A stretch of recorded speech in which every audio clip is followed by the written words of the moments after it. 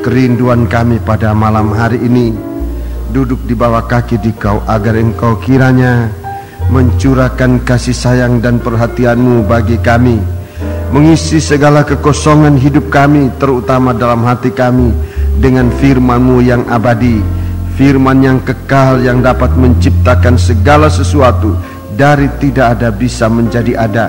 Kami berterima kasih untuk kesadaran ini Bapa, yang datangnya dari Engkau, sehingga Tuhan kami mau duduk di bawah kaki Engkau Tuhan. Kami pun mau memperhatikan firman-Mu, sebab firman-Mu lah yang memberikan kami kehidupan. Saat pemberitaan firman-Mu ya Tuhan, biarlah Roh-Mu yang suci bekerja mengurapi kami, baik hamba-Mu yang Engkau pakai dalam menyampaikan firman-Mu Tuhan, maupun seluruh sidang jemaat. Biarlah urapan Roh-Mu yang suci dapat kami rasakan untuk menolong kami mengerti firman-Mu ya Bapa. Demikian sesudahnya biarlah kasih-Mu menyertai kami, untuk kami melakukan firman-Mu oleh dorongan kuat kuasa dari kasih-Mu.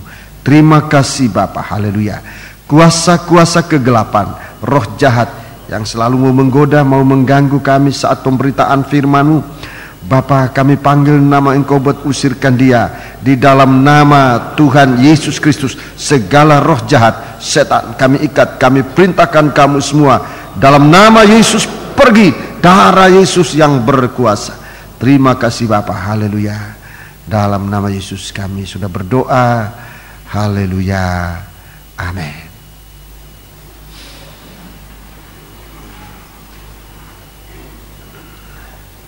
Baiklah, kita duduk dengan tenang dan kita akan masuk dalam memperhatikan firman Tuhan.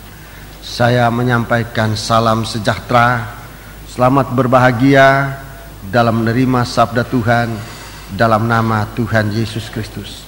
Terpujilah nama Tuhan. Kitab Wahyu. Pada malam hari ini kita akan memulai dengan sebuah kitab yang baru. Kitab Wahyu. Wahyu kepada Yohanes. Bukan wahyunya Yohanes, tapi wahyu dari Tuhan kepada Yohanes. Ini sebuah kitab terakhir dari Alkitab. Kitab Wahyu menutup Alkitab ini, yang sudah dimulaikan oleh Tuhan dalam cerita kitab Kejadian, diakhiri dengan kitab Wahyu. Antara kitab Kejadian dan kitab Wahyu memang ada suatu perbandingannya, saudaraku. Tetapi dalam kesempatan hari-hari ini saya tidak akan membicarakan tentang perbandingan di kitab Wahyu dengan kitab Kejadian. Tapi kita akan masuk memeriksa kitab Wahyu ini sendiri. Silakan saudara membuka Alkitab kita. Lebih dahulu saya perkenalkan kitab Wahyu yang terdiri dari 22 pasal. Kitab Wahyu ini terdiri dari 22 pasal. Di dalam tabernakel kitab Wahyu berada pada alat yang paling akhir juga. Dalam tabernakel itulah tabut perjanjian. Tolong ditayangkan. Ya. Kitab Wahyu ini dalam tabernakel berada dalam tanda dari tabut perjanjian. Dalam BTFI kita mendengarkan bahwa tabut perjanjian ini memimpin bangsa Israel masuk ke negeri Kanaan. Tabut perjanjian memimpin bangsa Israel masuk ke negeri Kanaan. Negeri Kanaan adalah suatu negeri yang disirami oleh Tuhan dengan hujan awal maupun hujan akhir. Itu di dalam Ulangan pasal 11. Jadi negeri yang disirami oleh Tuhan dengan siraman hujan dari Tuhan, membasahi negeri itu dengan hujan awal, hujan akhir. Pengertian rohani dari hujan awal dan hujan akhir itu suatu kegerakan. Hujan awal, hujan akhir. Kalau kita bicara tentang hujan awal dan hujan akhir, itu sesungguhnya bicara tentang kegerakan rohani yang akan terjadi. Kita akan mengalami suatu kegerakan rohani. Kegerakan rohani hujan awal itu zaman gereja mulai didirikan di atas bumi, zaman rasul-rasul yang dulu 12 rasul menjadi 120 murid banyaknya, menjadi 3.000 orang yang bertambah-tambah menjadi percaya kepada Tuhan, bertambah menjadi 5.000 orang, sampai sekarang jumlah ini sudah sesungguhnya tidak bisa dihitung lagi.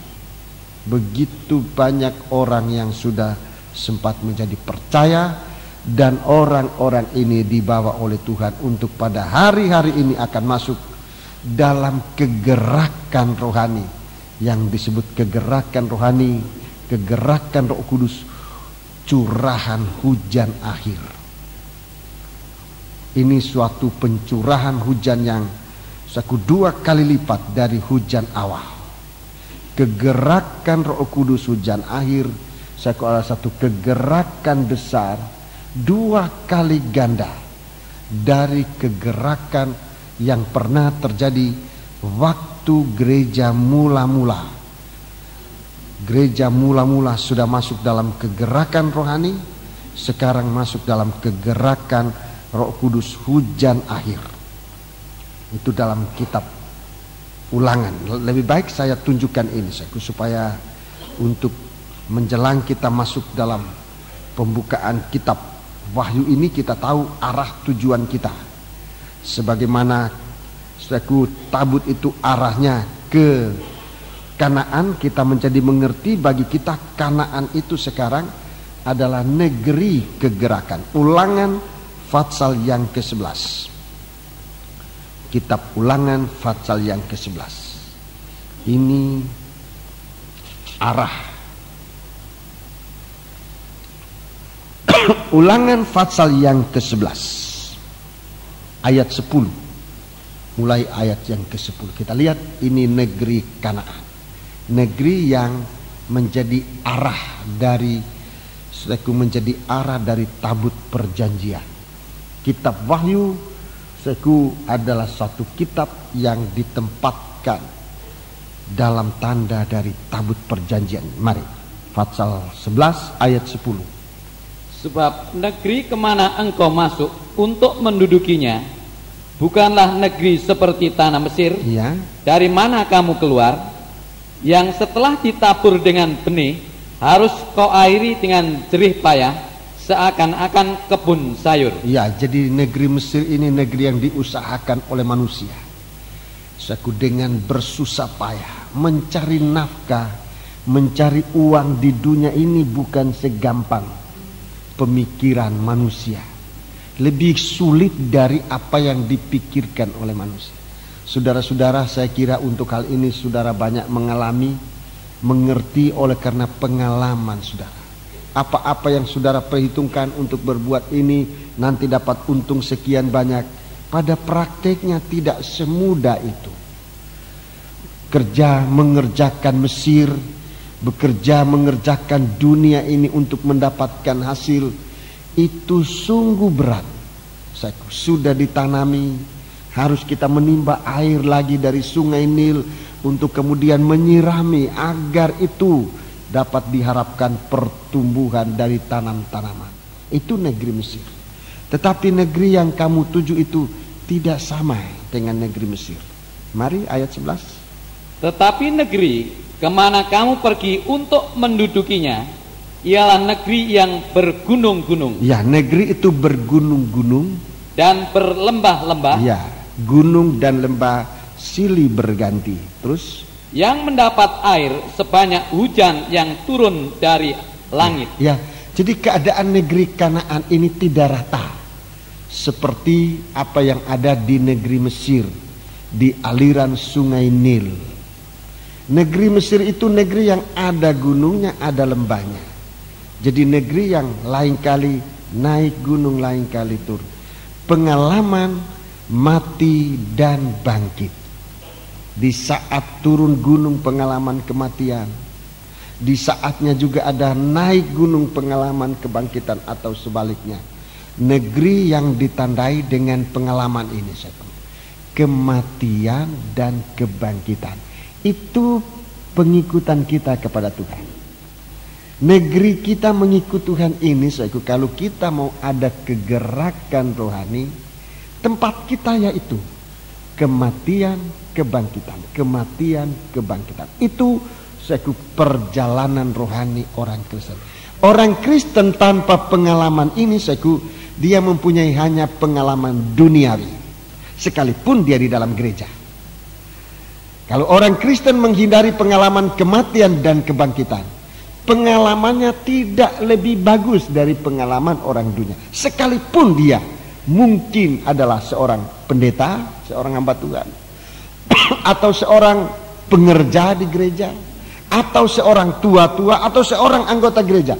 Kalau pengikutannya kepada Tuhan tanpa tanda kematian dan kebangkitan, bergunung dan berlembah, saudara-saudaraku, itu sama hidupnya dengan situasi hidupnya orang dunia. Tapi kalau kita mengikut Tuhan, saudaraku, tandanya ialah pengalaman kematian dan kebangkitan. Negeri yang bergunung-gunung dan berlembah-lembah. Negeri yang, perhatikan, mendapat air. Jadi pengalaman kematian kebangkitan itu negeri yang mendapat air sebanyak hujan yang turun dari langit. Sebagaimana seberapa banyak kali kita mengalami pengalaman kematian kebangkitan, sebanyak itu kita mengalami berkat yang turun bagaikan hujan dari langit. Bagaikan hujan dari langit. Jadi pengalaman kematian, pengalaman kebangkitan, itu sesungguhnya menarik berkat. Berkat dari Allah. Pengalaman kematian dan kebangkitan itu punya kuasa menarik berkat dari Tuhan. Saudara-saudaraku, sama seperti negeri yang bergunung dan berlembah dengan hutan-hutan yang banyak, itu menarik awan, menarik hujan turun di tempat itu. Mari kita baca terus 12. Suatu negeri yang dipelihara oleh Tuhan Allahmu, Ya. mata Tuhan Allahmu tetap mengawasinya dari awal sampai akhir tahun. Ya, jadi kehidupan yang ditandai dengan kematian kebangkitan ini, saudara-saudara, itu kehidupan yang disertai oleh Tuhan selama-lamanya, dari awal tahun sampai dengan akhir tahun. Pengalaman kematian kebangkitan membuat Yesus senantiasa menyertai kita. Pengalaman kematian dan kebangkitan membuat Yesus tertarik untuk tetap menyertai kita sekalian. Jadi tidak usah takutlah kalau kita kebetulan pengalamannya kematian. Tidak usah sombong, apalagi lupa Tuhan kalau kita dalam suasana keberkatan, suasana kebangkitan. Itu memang suatu suasana di mana Tuhan mau memelihara kita. 13 dan 14. Jika kamu dengan sungguh-sungguh mendengarkan perintah yang kusampaikan kepadamu pada hari ini, sehingga kamu mengasihi Tuhan Allahmu dan beribadah kepadanya dengan segenap hatimu dan dengan segenap jiwamu, maka ia akan memberikan hujan untuk tanahmu pada masanya. Jadi kalau kita memperhatikan firman, memperhatikan perintah Tuhan, ia memberikan kita hujan untuk tanahmu pada masanya. Terus hujan awal dan hujan akhir, sehingga engkau dapat mengumpulkan gandummu, anggurmu, dan minyakmu. 15. Dan dia akan memberi rumput di padangmu untuk hewanmu, sehingga engkau dapat makan dan menjadi kenyang. Iya, puji Tuhan. Jadi ini negeri tujuan kita beribadah, mengikut Tuhan. Tujuan kita mengikut tabut perjanjian. Yosua pasal yang ketiga. Yosua pasal yang ketiga. Kitab Yosua, kitab Yosua pasal yang ketiga. Kita perhatikan supaya kita mengikuti gerak dari tabut perjanjian ini.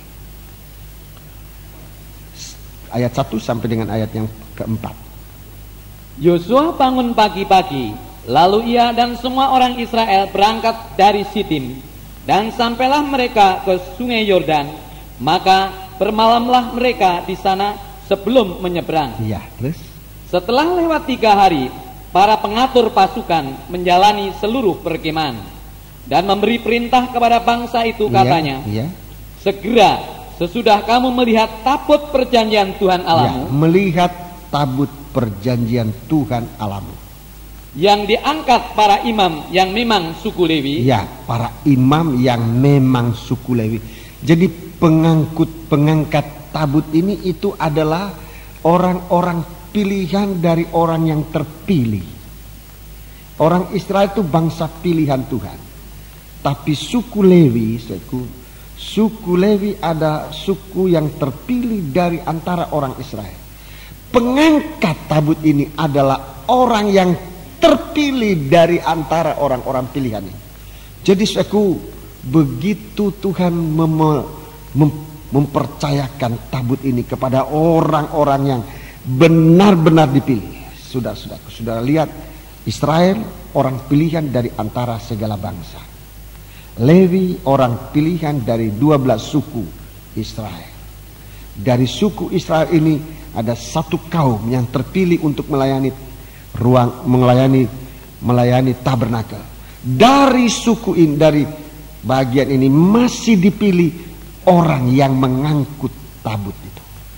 Jadi ini pemilihan ketat. Pemilihan secara ketat. Sebab dia akan dilihat oleh umat Israel. Di sini dikatakan perkataan memang. Bangsa Lewi, perkataan memang ini menekankan tentang ketatnya pemilihan itu untuk mendapatkan seorang pengangkut. Ada 4 orang yang mengangkut, sedikitnya ada 4 orang yang mengangkut tabut perjanjian ini. Saya tolong tabut perjanjian ini. Ya, ini gambaran dari tabut perjanjian, Jadi dalam gambar ini jelas kita lihat logikanya. Ada 4 orang. Coba tunjukkan tempatnya. 1, 2, 3, 4. Ini orang yang mengangkut tabut perjanjian ini. Ini orang Lewi yang dipilih dari antara suku Lewi. Jadi orang pilihan. Dia akan dilihat. Ulangi ayat itu yang diangkat oleh imam. Segera sesudah kamu melihat tabut perjanjian Tuhan Allahmu, yang diangkat para imam yang memang suku Lewi, maka kamu harus juga berangkat dari tempatmu dan mengikutinya. Jadi gerak dari tabut ini sekarang menjadi pusat perhatian dari bangsa Israel. Menjadi pusat perhatian begitu dia diangkat. Begitu mereka harus bergerak mengikuti kemana tabut perjanjian ini bergerak dan berjalan. 4. Hanya antara kamu dan tabut itu harus ada jarak kira-kira 2000 hasta panjangnya. Janganlah mendekatinya, maksudnya supaya kamu mengetahui jalan yang harus kamu tempuh, sebab jalan itu belum pernah kamu lalui dahulu. Ya, jadi jalan ini jalan yang baru. Memang dalam memasuki kitab Wahyu ini sesuatu jalan yang baru. Ini suatu jalan yang baru yang belum pernah dilalui. Jadi membutuhkan perhatian serius bagi kita untuk memperhatikan tabut itu sendiri nomor 1. Tabut itu sendiri kita harus perhatikan. Kemudian kita memperhatikan gerak dari tabut itu. Kemudian kita memperhatikan arah tujuan kemana tabut ini pergi. Ini tabut perjanjian. Kitab Wahyu ini Saudaraku, kitab Wahyu ini menceritakan tentang tabut perjanjian yang memang tersembunyi di dalam bait Allah, nanti akan dibukakan. Jadi jelas bagi kita arah gerak dari tabut perjanjian ini yang membawa bangsa Israel. Dalam Ulangan pasal 11 itu sudah disebutkan arahnya ke Kanaan, ke suatu kegerakan, ke suatu kegerakan rohani. Ada sementara orang, saya tidak mau menghakimi pada kesempatan menyampaikan firman Allah. Ada sementara orang mengatakan bahwa tanah Kanaan itu adalah gambaran dari surga. Tetapi kalau kita melihat, saudaraku, kalau itu dikatakan surga, di surga tidak ada lagi peperangan. Di negeri Kanaan di mana tabut perjanjian ini masuk, masih ada peperangan, perlawanan. Mulai dari Yeriko, Ai, ke Gilgal, saudaraku, dan di tempat-tempat lain, saudaraku, sampai bangsa Israel harus mengusir bangsa-bangsa kafir, membersihkan negeri Kanaan dari bangsa-bangsa kafir. Sehingga saudaraku, sebetulnya kegerakan ini suatu kegerakan pertama untuk dapat menguasai negeri Kanaan, perjanjian Allah, negeri yang berbukit-bukit dan berlembah-lembah, negeri yang diberkati, kegerakan rohani. Bagaimana kita disiapkan untuk masuk dalam kerajaan Allah? Lebih dahulu kita masuk dalam satu kegerakan rohani yang besar, kegerakan Roh Kudus. Sekarang kita sudah menghadapi kegerakan Roh Kudus, hujan akhir.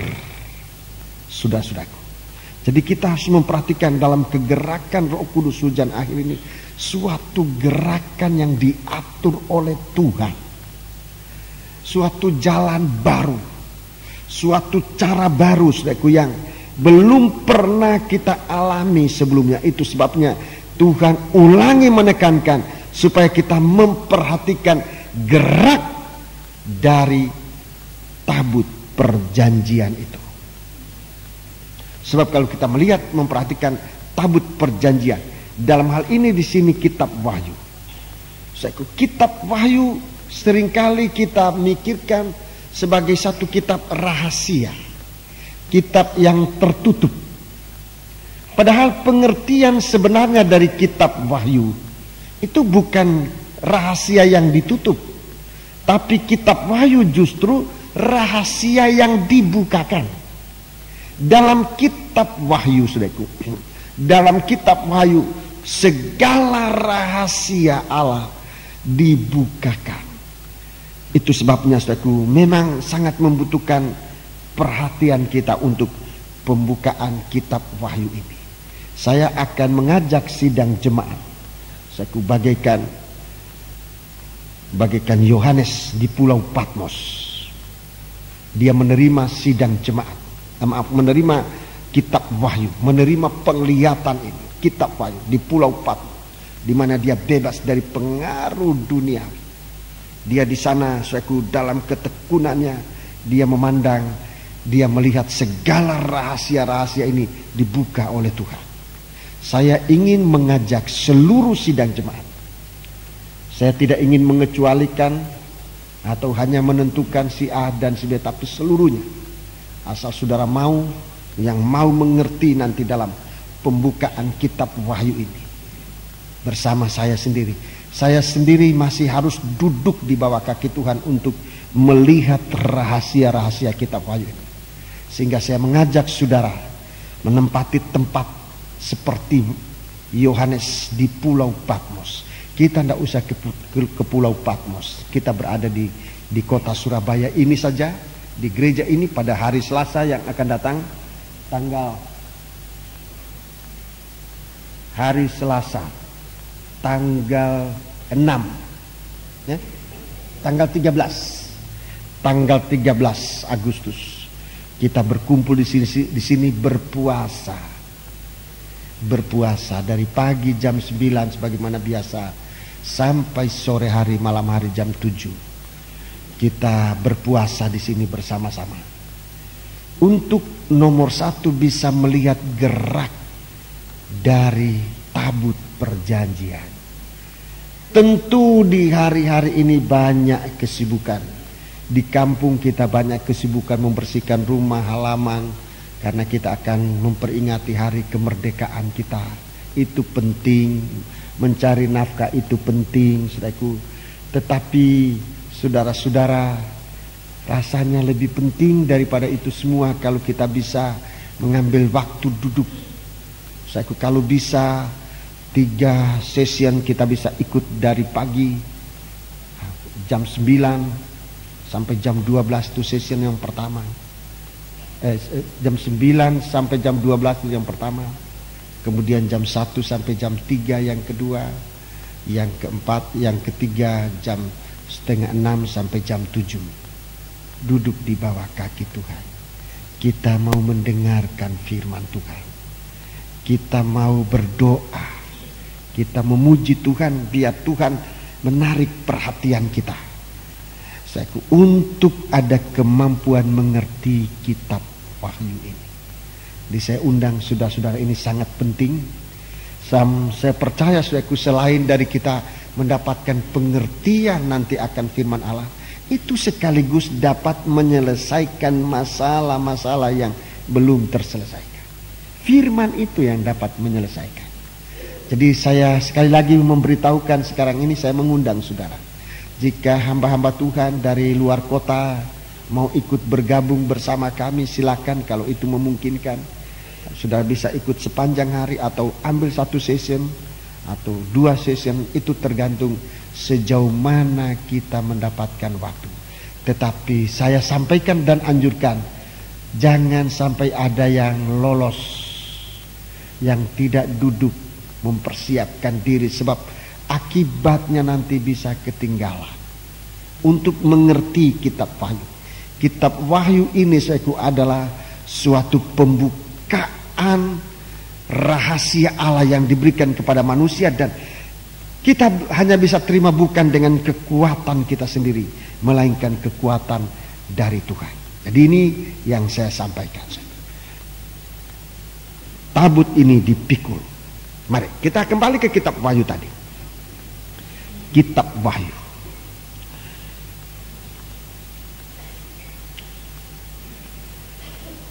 Kita baca lebih dahulu ayat 1 sampai dengan ayat yang ketiga sebagai pendahuluan.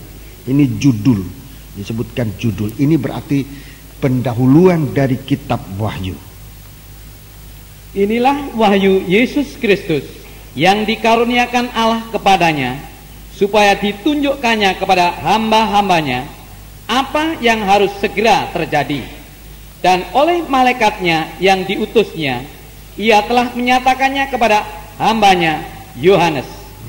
Yohanes telah bersaksi tentang firman Allah dan tentang kesaksian yang diberikan oleh Yesus Kristus, yaitu segala sesuatu yang telah dilihatnya.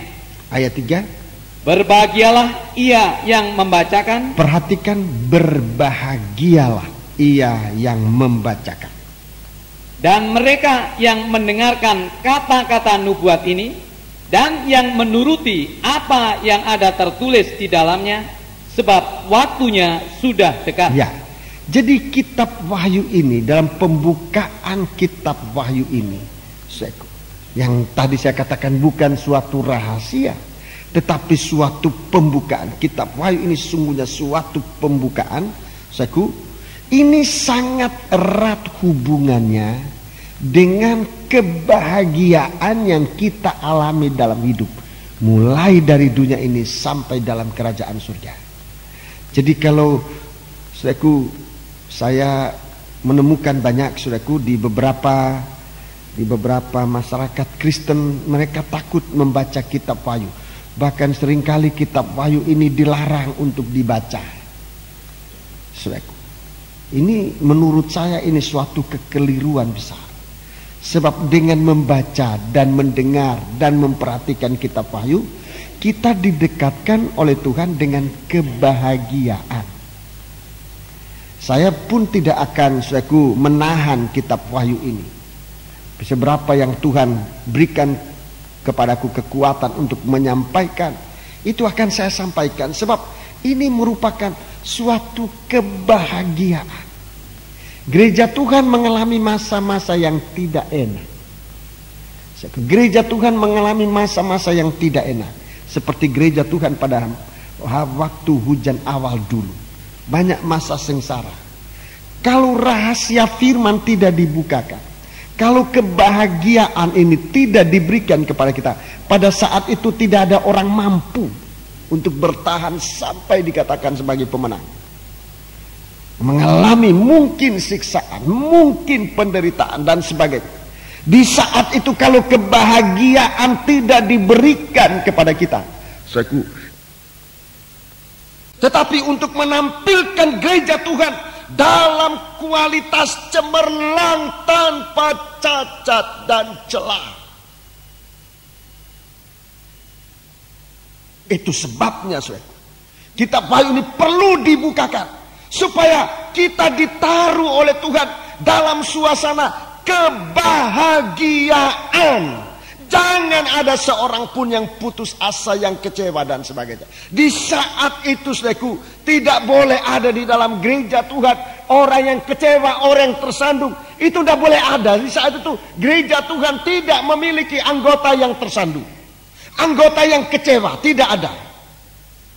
Gereja Tuhan akan ditampilkan dalam kualitas prima, saudara-saudara.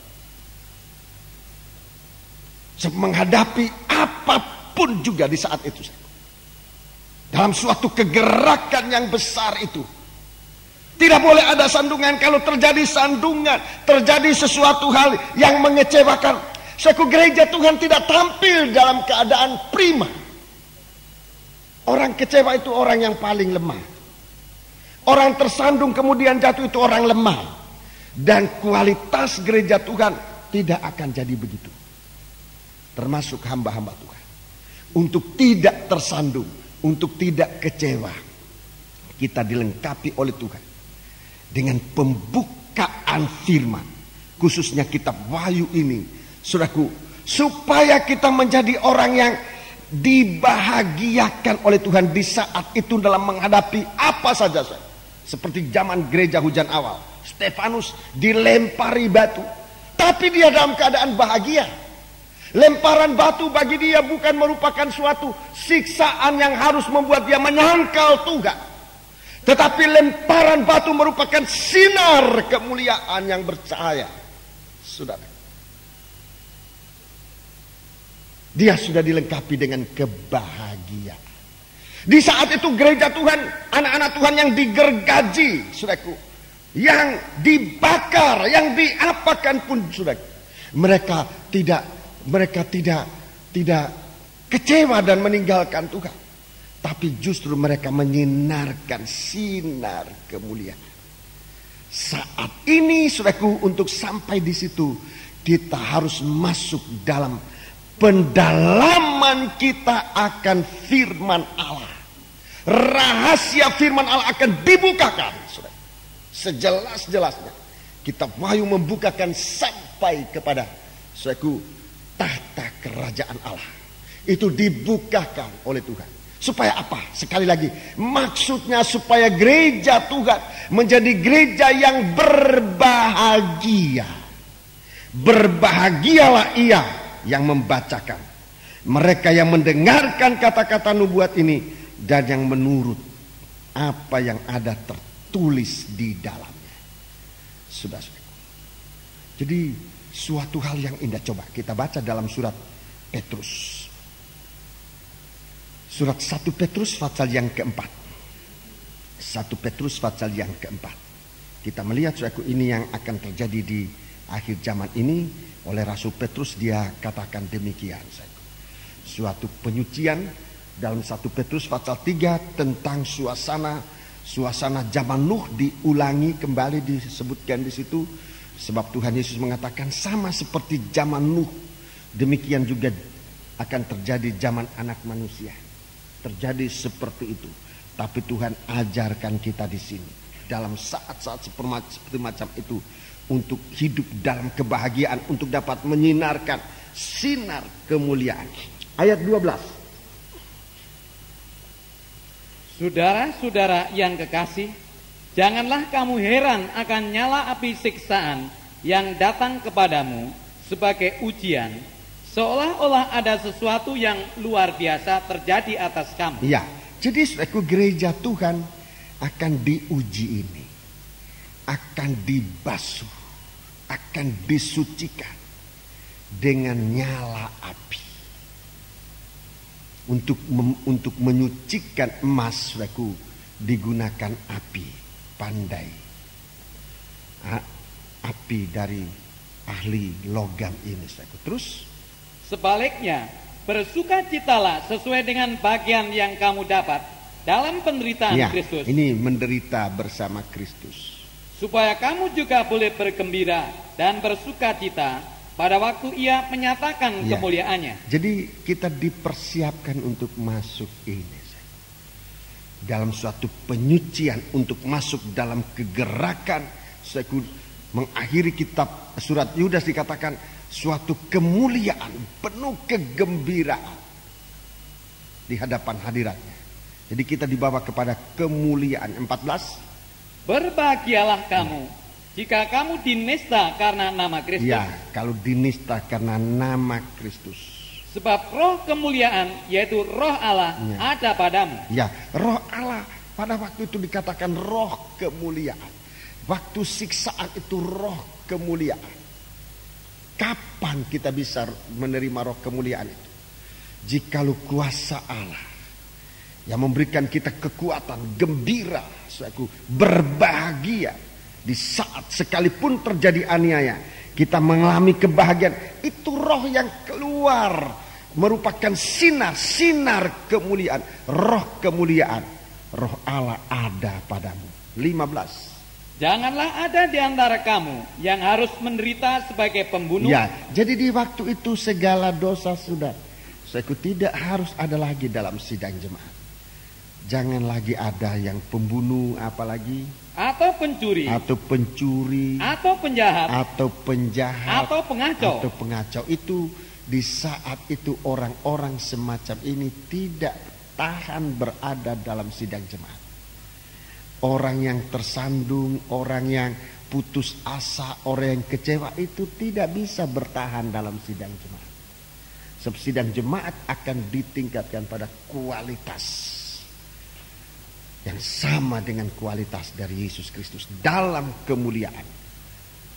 16. Tetapi jika ia menderita sebagai orang Kristen, jika menderita karena saudara orang Kristen, karena orang Kristen, maka janganlah ia malu, melainkan hendaklah ia memuliakan Allah dalam nama Kristus itu.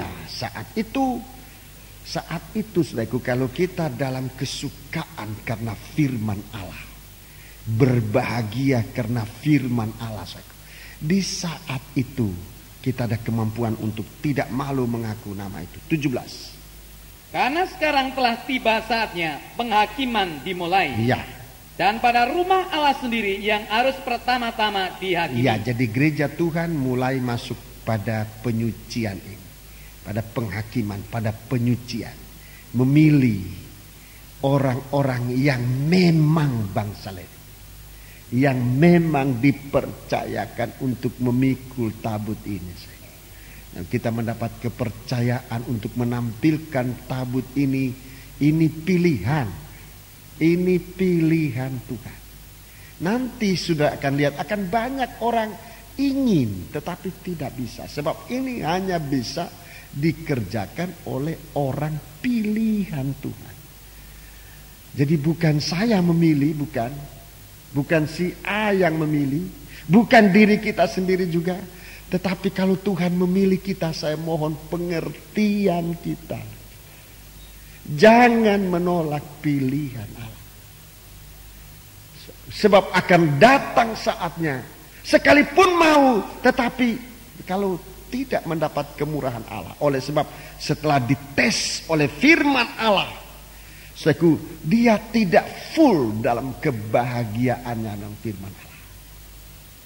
Dia tidak akan tahan nanti dalam menerima suatu ujian akhir, suatu penyucian yang dimulai dari rumah Allah. Mulai dari sidang jemaat. Jadi kegerakan ini mulai dari sidang jemaat. Perhatikan, baca terus. Dan jika penghakiman itu dimulai pada kita, Ya, kalau penghakiman itu dimulai dari kita, bagaimanakah kesudahnya dengan mereka yang tidak percaya pada Injil Allah? ya, bagaimana nanti kalau penghakiman itu sampai kepada orang yang tidak percaya Injil Tuhan? 18. Dan jika orang benar hampir-hampir tidak diselamatkan, Orang benar hampir tidak diselamatkan.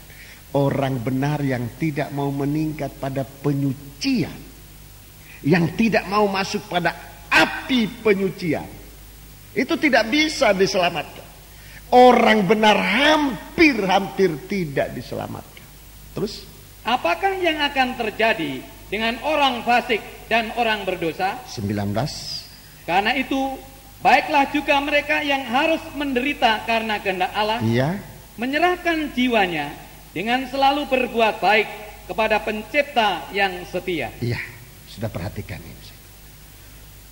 Jadi kitab Wahyu dibukakan, rahasia kerajaan surga dibukakan di akhir zaman.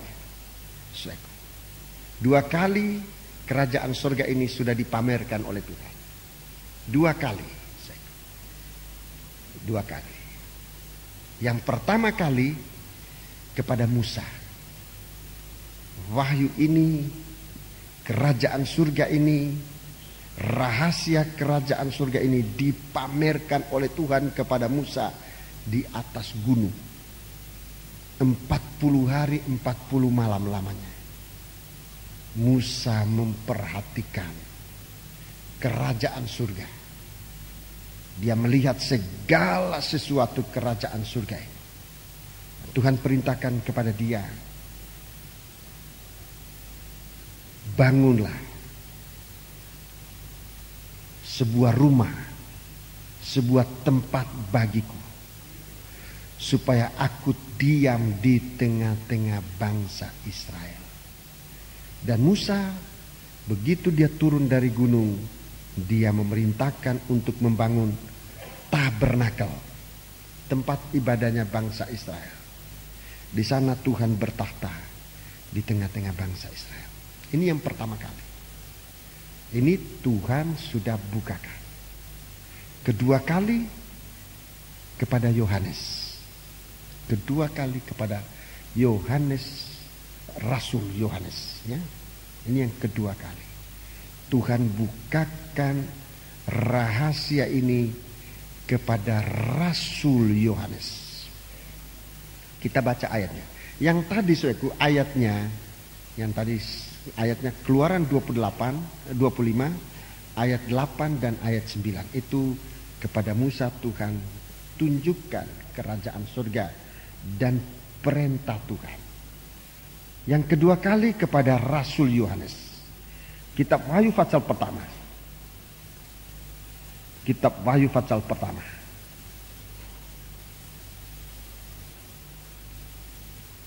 Kita baca ayat 9. Aku Yohanes, Ya. saudara dan sekutumu dalam kesusahan, Ya, saudara dan sekutumu dalam kesusahan. dalam kerajaan dan dalam ketekunan menantikan Yesus. Ya, jadi ini tujuannya di saat kita menantikan Yesus. Terus? Berada di pulau yang bernama Patmos, Ya. oleh karena firman Allah dan kesaksian yang diberikan oleh Yesus. Perhatikan ayat 10. Pada hari Tuhan, aku dikuasai oleh roh. Pada hari Tuhan aku dikuasai oleh roh. Roh besar itu Roh Kudus. Dikuasai oleh Roh Kudus. Roh Kudus yang mulai memimpin kita. Roh Kudus yang mengurapi kita. Roh Kudus yang memenuhi kita. Roh Kudus yang memberikan kita karunia-karunia. Itu menguasai kita. Terus? Dan aku mendengar dari belakangku suatu suara yang nyaring, Ya. seperti bunyi sangkakala, Ya, katanya. seperti bunyi sangkakala katanya. Dengarkan ayat 10. Apa yang engkau lihat? Apa yang engkau lihat? Tuliskanlah di dalam sebuah kitab, Iya. dan kirimkanlah kepada ketujuh jemaat ini, ke Efesus, ke Smyrna, ke Pergamus, ke Tiatira, ke Sardis, ke Philadelphia, dan ke Laodikia. Iya, terima kasih. Ini sasaran, saudaraku, membangun gereja Tuhan. Ada 7 gereja Tuhan di sini, saudaraku. Mulai dari Efesus, Smyrna, Pergamus, ke Tiatira, ke Sardis, ke Philadelphia, dan Laodikia. Ini gereja yang dibangun, saudaraku. Kalau dulu Musa membangun tabernakel, tapi di sini, saudaraku, Tuhan dalam menyampaikan wahyunya kepada Yohanes untuk membangun sidang jemaat yang masih ditandai dengan banyak kekurangan-kekurangan. 7 sidang jemaat ditampilkan semua dengan kekurangan-kekurangannya, dan memberikan kekuatan supaya sidang jemaat ini nanti akan ditampilkan benar-benar dalam suasana prima. Jadi kalau dulu zaman Musa yang dibangun adalah tabernakel, menjadi tempat kediaman kediaman Tuhan di tengah-tengah bangsa Israel. Kepada Rasul Yohanes, saudaraku, Tuhan memerintahkan untuk membangun sidang jemaat menjadi tanpa cacat dan celah. Membangun sidang jemaat tanpa cacat dan celah menjadi satu bangunan yang disebutkan Tuhan Kristus, di mana Kristus akan bertahta dalam sidang jemaat sebagai kepala. Semoga saudara mengerti arah dari perkataan ini. Jadi firman Allah yang disampaikan di hari-hari ini, yang ditiupkan bagaikan trompet yang harusnya dibunyikan nyaring itu, untuk membuat sidang jemaat yang banyak kekurangan. Kita sudah menjadi anggota sidang jemaat, kita sudah menjadi orang Kristen, tetapi masih banyak kekurangan kita. Kitab Wahyu merupakan trompet Allah yang ditiupkan untuk mengatasi segala kekurangan-kekurangan dari kita semua ini. Sehingga saatnya nanti tidak harus ada lagi orang saling menghakimi, saling menuduh, tidak ada. Dalam kegerakan rohani nanti tidak ada lagi kesempatan untuk saling menuduh, untuk saling kecewa, untuk saling tersandung, tidak ada. Orang semacam itu tidak akan masuk dalam kegerakan ini. Orang yang gampang tersandung, gampang menjadi sandungan, saudaraku, yang tidak mau dikoreksi oleh firman Allah. Koreksi firman Allah dalam kitab Wahyu ini, saudaraku, untuk mengembalikan kita dalam posisi yang sebenarnya sebagai orang yang dibangun menjadi rumah Allah. Coba kita baca dalam surat Efesus pasal 4. Dalam surat Efesus pasal 4. Ini kerinduan Tuhan dalam membukakan rahasia bagi kita sekarang. Efesus pasal 4. Ayat yang ke-10. Ia yang telah turun, ia juga yang telah naik jauh lebih tinggi daripada semua langit, untuk memenuhkan segala sesuatu. Ya, jadi dia yang tampil ini dengan stempel. Dia ini, ia yang telah turun, ia juga telah naik jauh lebih tinggi. Ini Kristus sebagai kepala. Dengan pengalaman turun, itu artinya pengalaman kematian. Ia yang telah turun, ia dalam ayat 9 katakan ia telah turun sampai bagian bumi yang paling bawah. Itu ayat 9. Ia turun sampai bagian bumi paling bawah.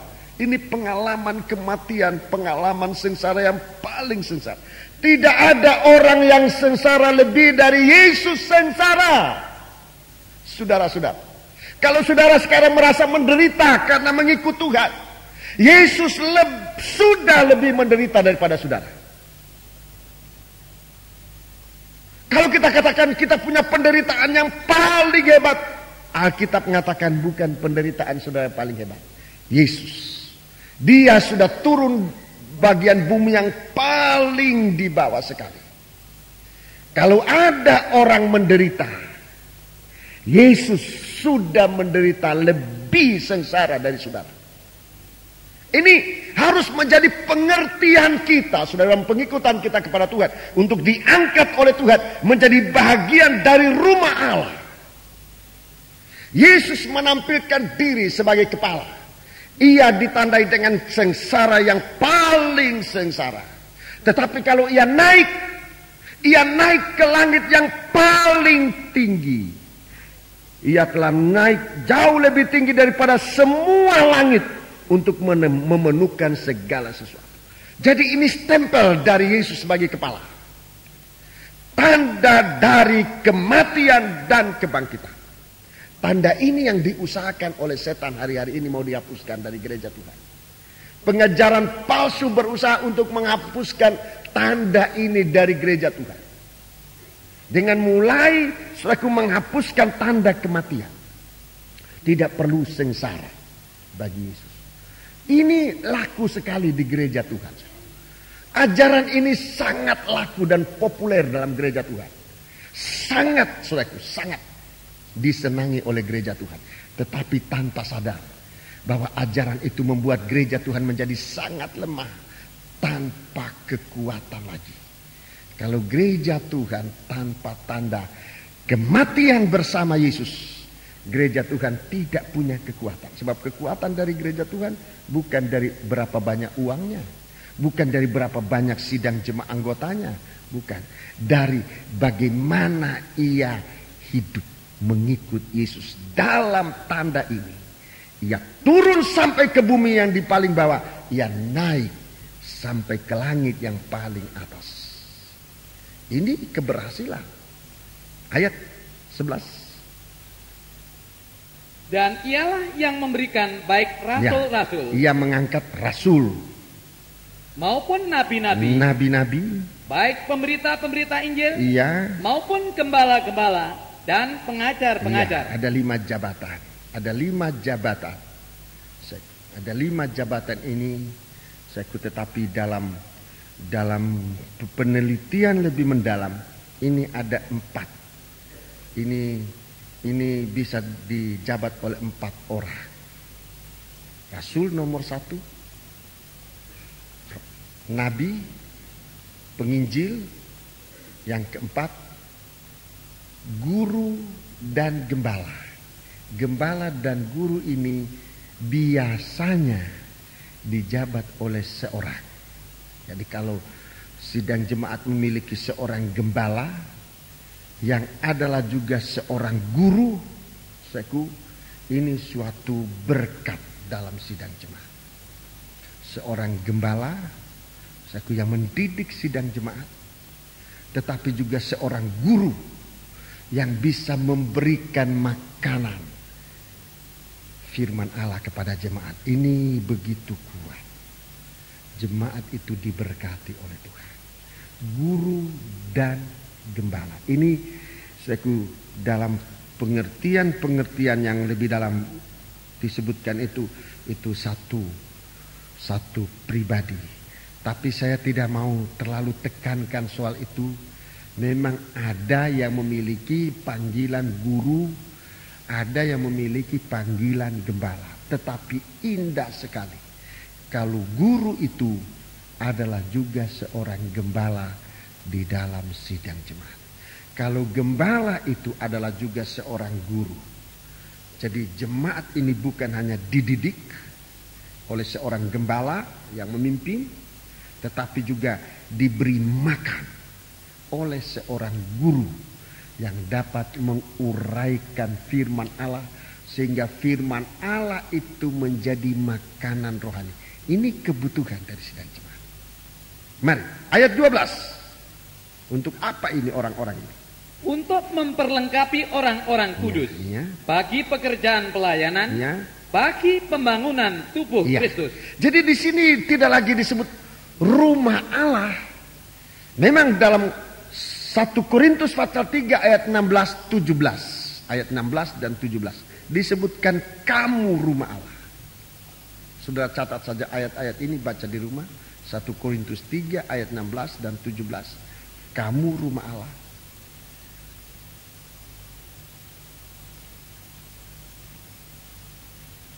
Di sana disebutkan kita ini rumah Allah.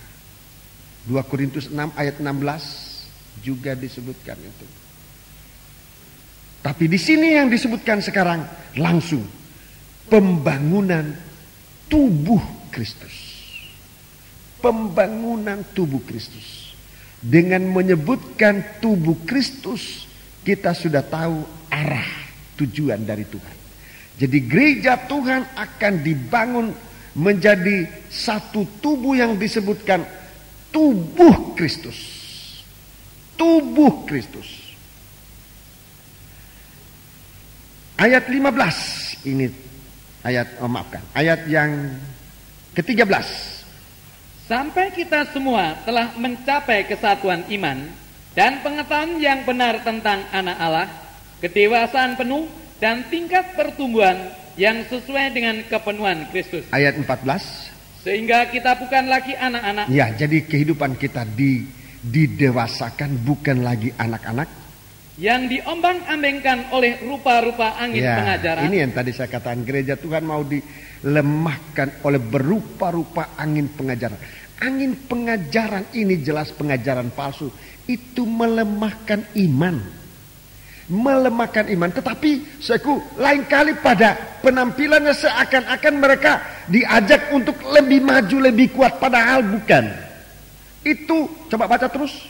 Oleh permainan palsu manusia. Permainan palsu.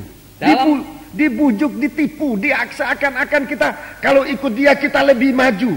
Bukan lebih maju, tetapi ditipu oleh permainan palsu manusia dalam kelicikan. Kelicikan mereka yang menyesatkan. Untuk menyesatkan. 15. Tetapi dengan teguh berpegang kepada kebenaran di dalam kasih. Ya, kita teguh berpegang dalam kebenaran dalam kasih. Kita bertumbuh di dalam segala hal ke arah Dia, Kristus yang adalah kepala. Ya, jadi pertumbuhan ini kepada Kristus yang adalah kepala. Ini pertumbuhan gereja. Saudaraku, perhatikan pelayanan kita ini. Kalau kita mau dikatakan menjadi orang yang dipilih, yang dipercayakan oleh Tuhan untuk memikul tabut perjanjian, pelayanan kita arahnya sekarang ini kemana? Kepada pembangunan tubuh Kristus. Setiap pelayanan, mulai dari saya sebagai gembala, pelayanan gembala harus diarahkan kepada pembangunan tubuh Kristus. Para tua-tua, pelayanan para tua-tua harus diarahkan kepada pembangunan tubuh Kristus. Ini tujuan. Ini tujuan kita. Ini pandangan kita memandang kepada tabut perjanjian, yaitu tubuh Kristus yang sedang dibangun. Pelayanan kita arahkan kepada tubuh Kristus. Seorang penginjil bersaksi di mana-mana, pelayanan keluar apa saja, kita bersaksi.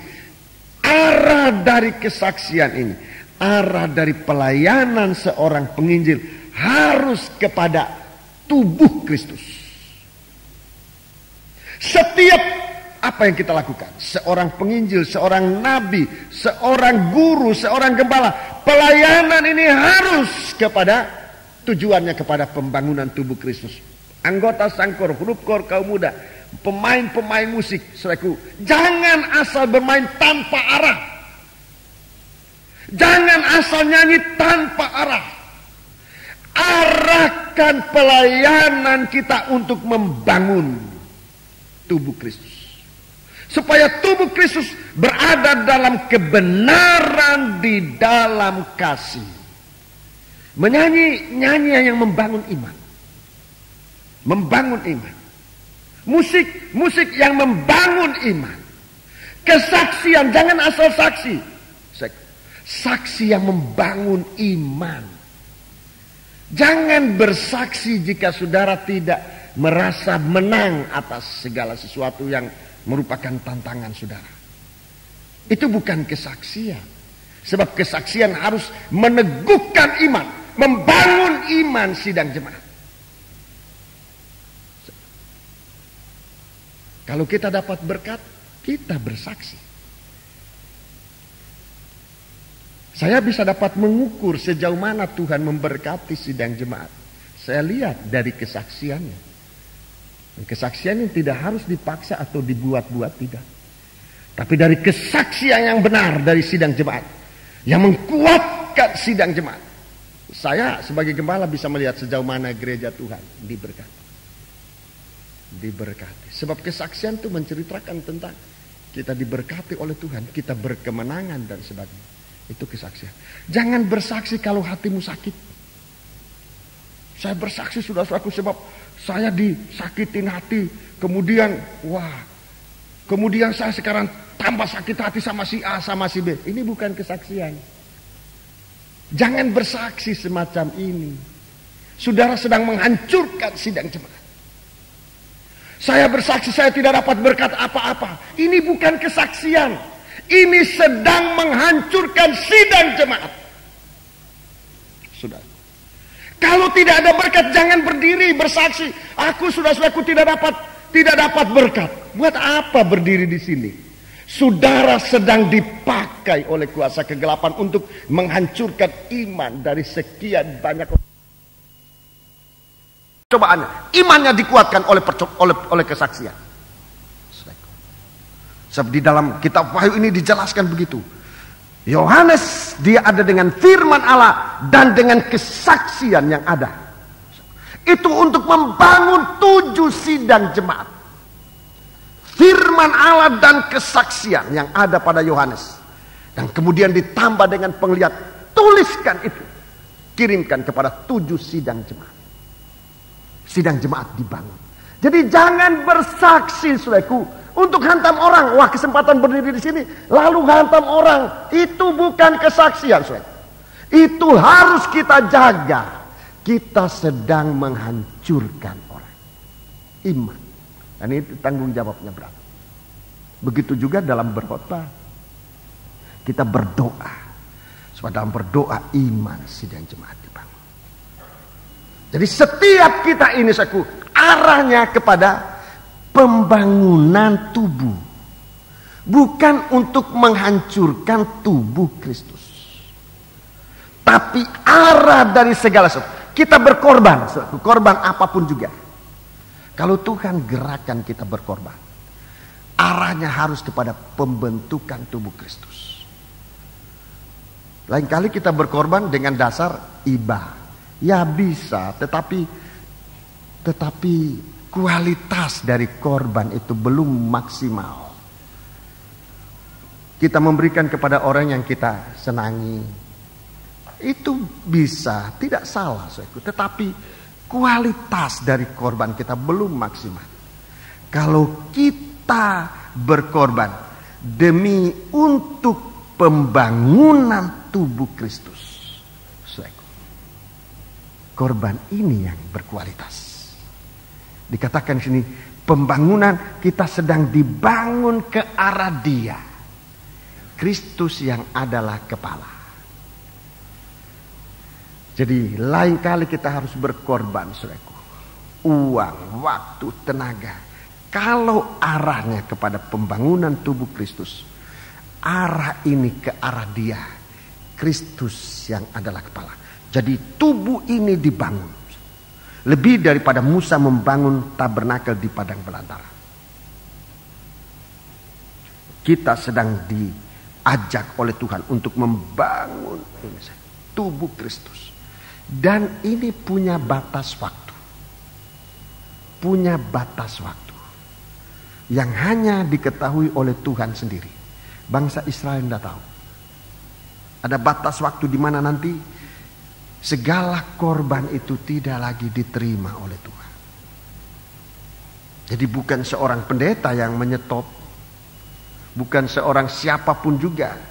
Segala korban-korban ini, korban uang, korban tenaga, korban penyerahan, segala-gala. Akan ada waktunya sudah ditutup, tidak bisa lagi. Tetapi jangan tanya ke saya, Om, kapan itu? Saya enggak tahu. Hanya Tuhan yang tahu.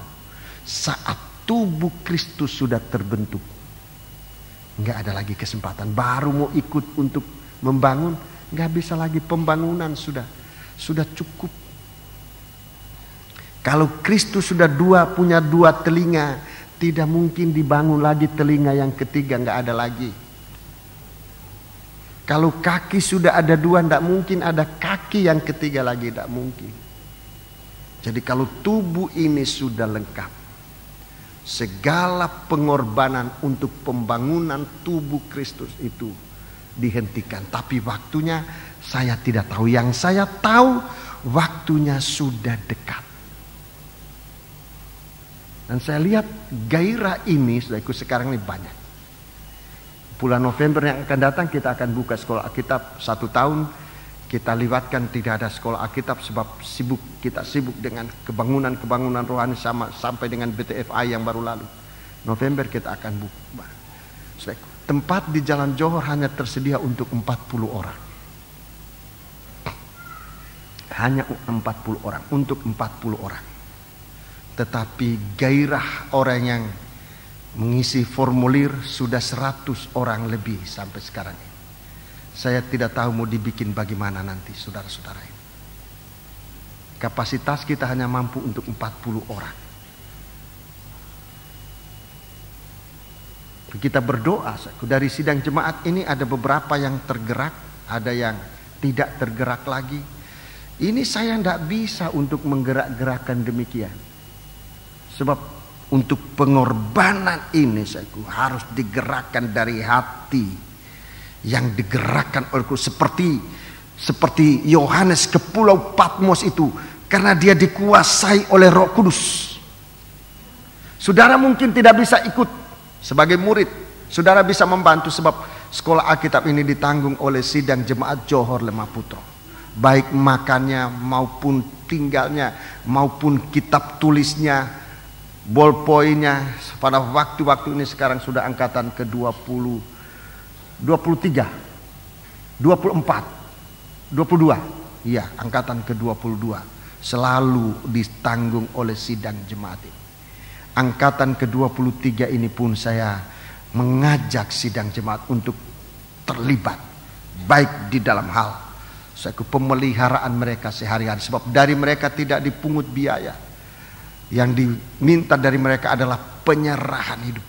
Dan mereka menggunakan waktu, sebab waktunya nanti akan ada segala pengorbanan itu tidak laku. Kita lihat saudaraku di dalam Keluaran pasal yang ke-35. Keluaran pasal yang ke-35 nanti akan diteriak-teriakan itu saudaraku. Sekarang teriakan masih diberi kesempatan untuk mempersembahkan persembahan apa saja. Tubuh kita, mempersembahkan uang kita, waktu kita saudaraku. Tapi saatnya nanti yang dipersembahkan itu, kalau semuanya sudah lengkap, sudah di stop. Dan kalau Tuhan yang menyetop, tidak bisa lagi kita akan baru ikut-ikutan, tidak bisa. Kitab Keluaran pasal yang ke-35. Kitab Keluaran pasal yang ke-35. Maafkan, 36 bukan 35, 36. Ini memang dalam satu rangkaian pengangkatan Besaleel dan Aholiab. Dalam melakukan ini, Besaleel dan Aholiab ini membangun rumah Allah.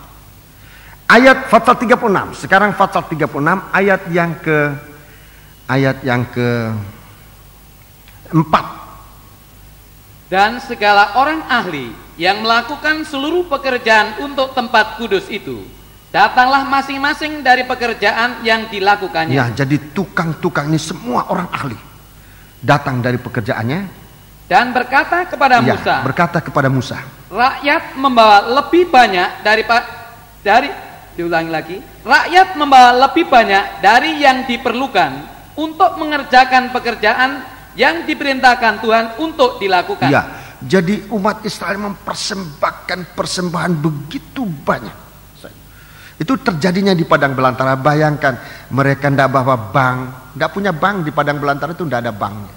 Tidak punya toko, mereka tidak bawa toko. Waktu mereka keluar dari Mesir itu tidak bawa toko, tidak bawa warung, tidak bawa ladang, tidak bawa apa, semua tidak dibawa.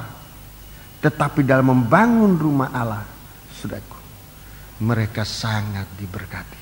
Ayat 6. Lalu Musa memerintahkan supaya dimaklumkan di mana-mana di perkemahan itu. Supaya dimaklumkan di mana-mana di perkemahan itu. Demikian. Tidak usah lagi ada orang laki-laki atau perempuan yang membuat sesuatu menjadi persembahan khusus bagi tempat kudus. Tidak usah lagi mempersembahkan persembahan. Demikianlah rakyat itu dicegah membawa persembahan lagi. Ini akan terjadi. Ini nanti akan terjadi.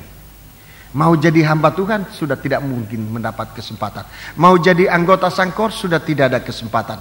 Mau pemain musik tidak ada kesempatan lagi. Mau jadi apa saja sudah tidak ada kesempatan.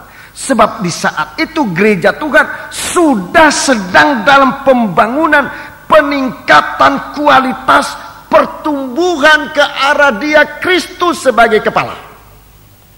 Tidak bisa lagi. Itu sebabnya kalau mau kerja sekarang, kalau mau berkorban sekarang, saya tidak tahu kapan itu terjadi nanti. Segala sesuatu di stop. Kalau sekarang kita tidak mempergunakan itu untuk pembangunan tubuh Kristus, di satu waktu kehidupan itu akan dimiliki oleh dunia ini. Harta dimiliki oleh dunia ini. Kepandaian kita menjadi hanya untuk dunia. Tenaga kita hanya untuk dunia. Dan semua hanya untuk dunia. Untuk Kristus tidak punya bahagian. Yang rugi bukan Tuhan. Yang rugi bukan Tuhan. Yang rugi adalah kita sendiri. Itu sebabnya pengajaran firman dalam kitab Wahyu ini untuk menggairahkan kita kepada pembangunan, bukan lagi tabernakel zaman Musa, tetapi pembangunan rumah Allah, tubuh Kristus yang tumbuh ke arah Dia Kristus yang adalah kepala. Saudaraku, sekarang lihat bagaimana gerak dari pembangunan ini. Saya mau tunjuk bagaimana sekarang gereja Tuhan dalam menghadapi pembangunan rumah Allah ini. Masih tersendat-sendat. Kesempatan banyak, tetapi pelaksanaannya masih tersendat-sendat. Untuk masuk gereja masih kita dibujuk, bahkan setengah dipaksa, diajak baru mau ke gereja. Dielus-elus baru mau masuk ke gereja. Di satu waktu saudaraku, saudara mau masuk gereja nggak bisa. Saya tidak mau menakut-nakutiin. Saya mohon dari Tuhan supaya saya dijauhkan dari menakut-nakuti sidang jemaat. Itu tidak berfaedah. Tetapi supaya saya mengatakan yang sebenarnya. Di satu waktu kita baru merindu untuk melayani Tuhan, tapi waktunya sudah lewat. Matius pasal yang ke-8. Injil Matius pasal yang ke-8. Injil Matius pasal yang ke-8. Sedang kita lihat proses bagaimana Tuhan membangun tubuhnya. Membangun tubuhnya menjadi tempat dari kepala. Injil Matius pasal yang ke-8. Mulai ayat yang ke-18. Ketika Yesus melihat orang banyak mengelilinginya, Ia menyuruh bertolak ke seberang. Lalu datanglah seorang ahli Taurat dan berkata kepadanya, Guru, aku akan mengikut engkau kemana saja engkau pergi. Iya, ini seorang ahli Taurat, ini orang pandainya gereja. Orang pandai di gereja banyak. Mau ikut Tuhan. Banyak orang pandai di gereja. Pandai dalam hal firman Allah. Pandai ahli Taurat. Guru, aku akan mengikut engkau kemana saja engkau pergi. 20. Yesus berkata kepadanya, serigala mempunyai liang dan burung mempunyai sarang, tetapi anak manusia tidak mempunyai tempat untuk meletakkan kepalanya. Iya, tidak punya tempat untuk meletakkan kepala. Ini saudaraku di zaman gereja hujan awal. Masih waktu itu gereja itu masih disebut murid-murid, 12 orang murid. Dan Tuhan bicara kepada ahli Taurat yang juga mau mengikut Tuhan tentang meletakkan kepala. Surat Efesus pasal 4 tadi, pertumbuhan dari tubuh Kristus ke arah Dia sebagai kepala. Bagaimana tubuh ini sudah dibangun, sudah dibentuk untuk menerima Kristus sebagai kepala. Di sini gereja hujan awal Tuhan tegaskan, belum ada tempat. Tubuh Kristus belum terbangun. Sementara perhatikan, sementara serigala sudah mempunyai liang. Serigala sudah mempunyai formasi untuk berkembang dan menyerang tubuh Kristus. Saudara-saudara perhatikan gerak ini. Serigala itu binatang buas. Kebuasan dari daging yang ada di dunia ini sudah dalam formasi untuk menyerang gereja Tuhan. Dia bagikan serigala yang sudah punya sarang, sudah punya kubu, siap untuk menghancurkan gereja Tuhan. Sementara gereja Tuhan belum terbentuk, kita bisa ketinggalan. Burung di udara sudah mempunyai sarang. Itu burung di udara. Kalau serigala itu bicara tentang ganasnya daging ini. Ganasnya daging di dunia sekarang ini sudah mempunyai formasi yang kuat, sudah punya kubu yang kuat untuk menghancurkan iman dari anak-anak Tuhan. Dia sudah punya formasi yang kuat, sudah punya kubu. Sewaktu-waktu dia bisa menyerang. Sementara Tuhan katakan, Tuhan belum punya tubuh. Dia sebagai kepala belum ada tempat. Tubuh Kristus belum dibangun. Surat Efesus, tubuh Kristus baru mulai dibangun.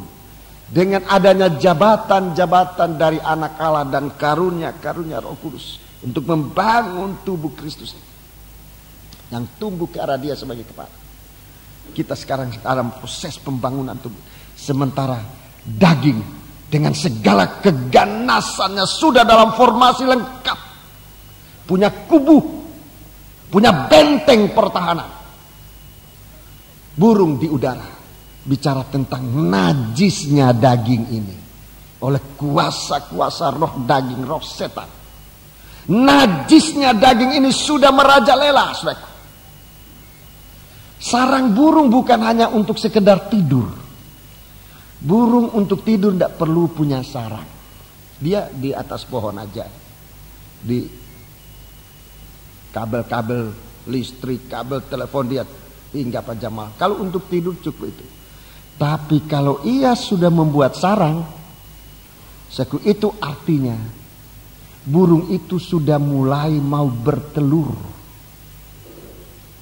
Untuk mengembang biakan keturunannya. Dari satu burung bisa menjadi 2 burung, bisa menjadi 3 burung. Kejahatan bertambah-tambah. Kuantitas dan kualitas kejahatan kita lihat di hari-hari ini makin bertambah-tambah. Sementara gereja belum masuk dalam penyucian. Jangankan bicara tentang penyucian, saudaraku. Tentang pembentukan pun masih tersendat-sendat.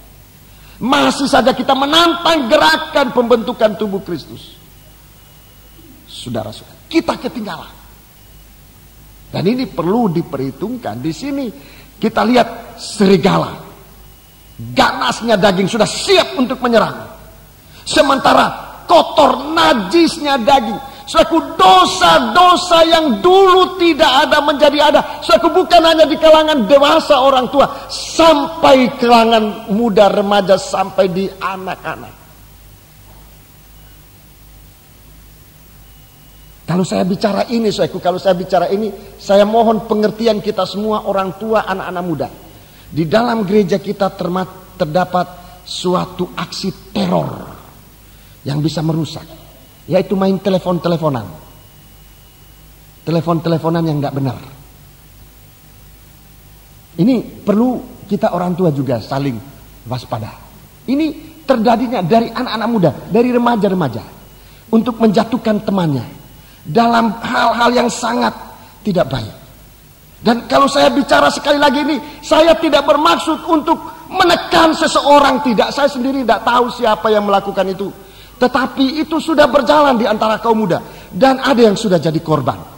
Kasihan, saudaraku. Kasihan.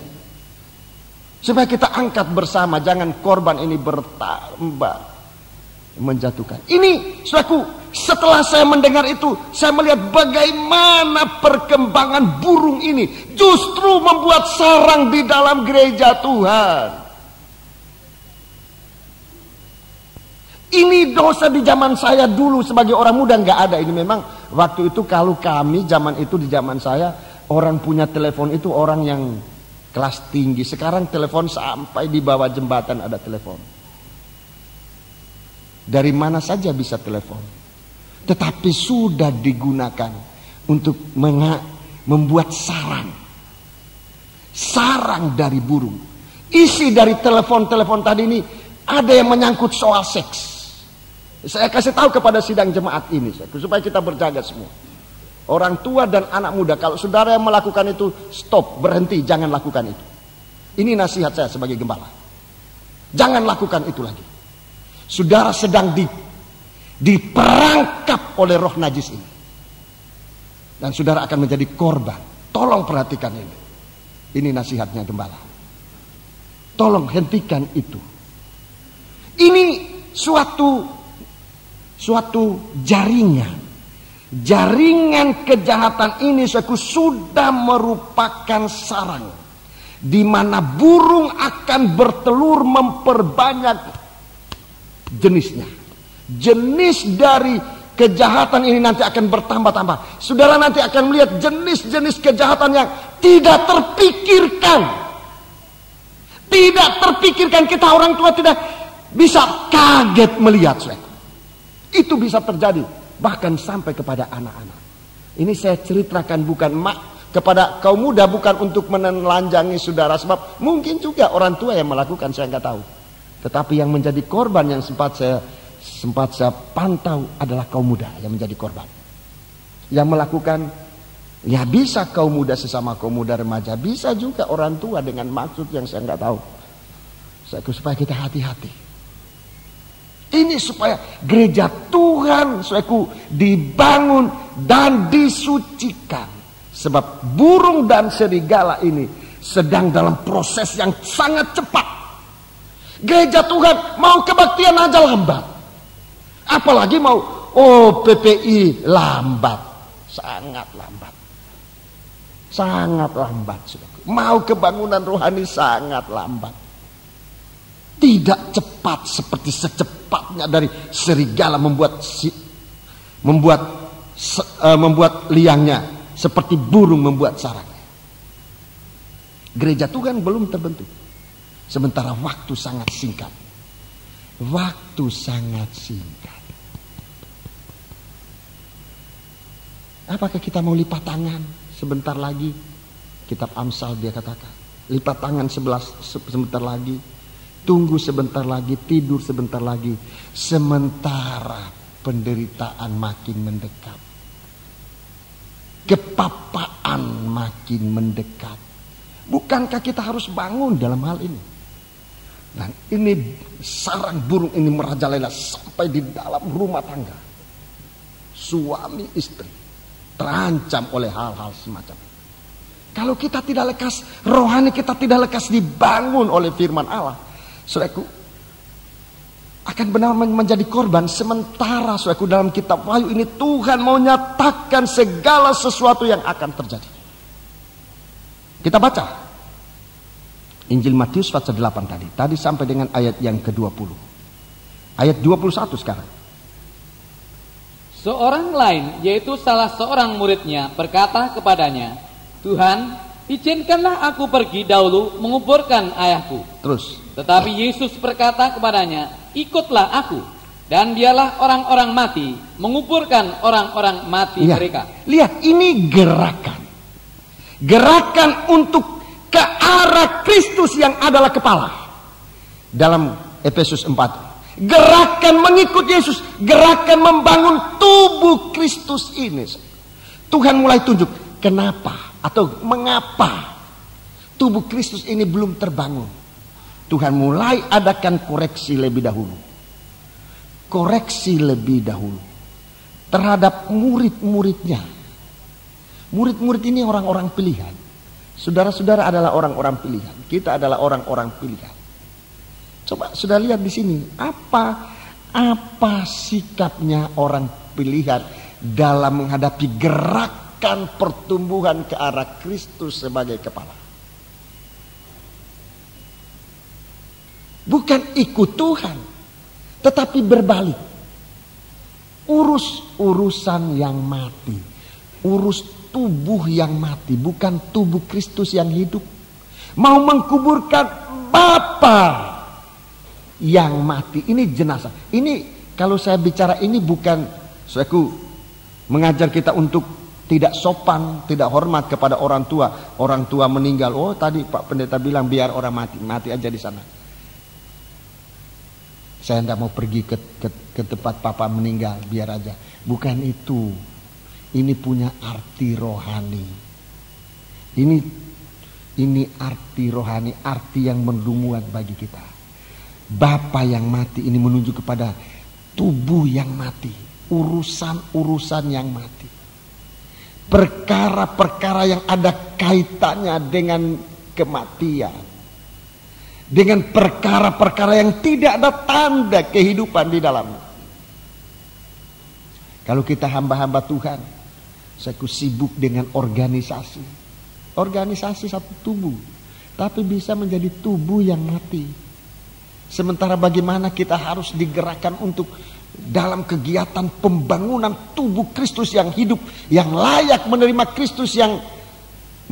Kristus sebagai kepala. Dia adalah hidup. Kita sibuk dengan urusan organisasi, sibuk dengan urusan pribadi. Ini mati, ini semua mati.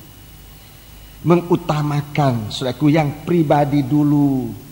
Sementara ini urusan pembangunan tubuh Kristus kita abaikan.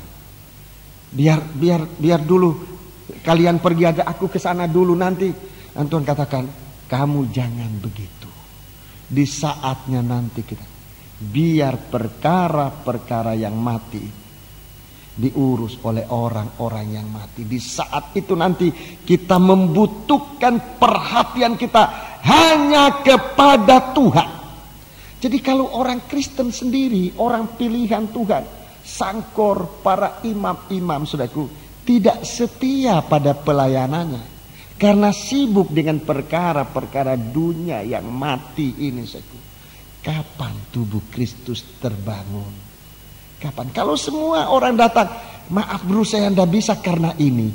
Itu memang masuk akal. Seperti ayah meninggal. Coba, siapa mau larang? Kalau saudara datang ke saya, Om saya tidak bisa nyanyi sebab papa saya meninggal. Coba kira-kira apa jawaban saya? Apa saya mau larang orang semua? Oh jangan pergi ke sana. Jadi ditimbang dengan pentingnya, memang serius, memang sangat penting, saudaraku. Kalau saudara datang kepada saya dalam hal semacam ini, saya pasti katakan jangan pergi, atau pergi saja, tidak usah ikut latihan. Pasti saya katakan begitu. Sebab saya manusia daging. Satu waktu kita puasa sembahyang di batu. Seorang ibu waktu itu dia masih menyusui, anaknya masih bayi. Dia ikut. Saya nggak tahu waktu itu dia ikut. Dia ikut. Dia berdoa di sana. Doa itu waktu itu memang diberkati oleh Tuhan. Dan bukan hanya waktu itu, tapi selalu doa itu diberkati oleh Tuhan. Di waktu itu saya nggak tahu bahwa ada seorang ibu yang meninggalkan anaknya. Masih nyusu, sakit lagi. Kemudian pulang dari batu dia saksi. Waktu itu anak saya tinggalkan. Saya kaget setengah mati. Saya bilang kalau you tanya sama saya pada waktu itu, bagaimana? Ini anak saya dalam keadaan begini, tapi saya merindu untuk ke batu. Apa boleh? Saya pasti bilang nggak boleh. Pasti saya bilang nggak boleh. Sebab saya manusia. Saya seorang ayah tahu apa artinya anak, apa artinya cucu. Tahu itu saudara. Manusia ini memikirkan perkara-perkara yang mati. Nah ini, Banyak kali kita diperhadapkan semacam itu. Tapi kalau saya berikan contoh-contoh ini, jangan ikut-ikutan. Saudara harus bertindak sesuai dengan bagaimana, sejauh mana iman saudara. Jangan sekedar ikut-ikutan. Ya? Jadi itu. Ini murid-murid orang pilihan. Orang pilihan. Yang tadi saya saksikan, dia bukan seorang imam, dia seorang anggota biasa. Tapi dia melakukan itu dengan sangat berani. Sesudah dia lakukan baru dia kasih tahu. Dan saya kaget. Saya katakan, kalau engkau pamit sebelum berangkat ke Batu, pasti saya bilang jangan pergi ke Batu. Pasti itu. Dalam keadaan saya sebagai manusia. Sebab manusia ini ditandai dengan kematian. Jadi kita tidak harus mengikuti keputusan daging yang ditandai dengan kematian.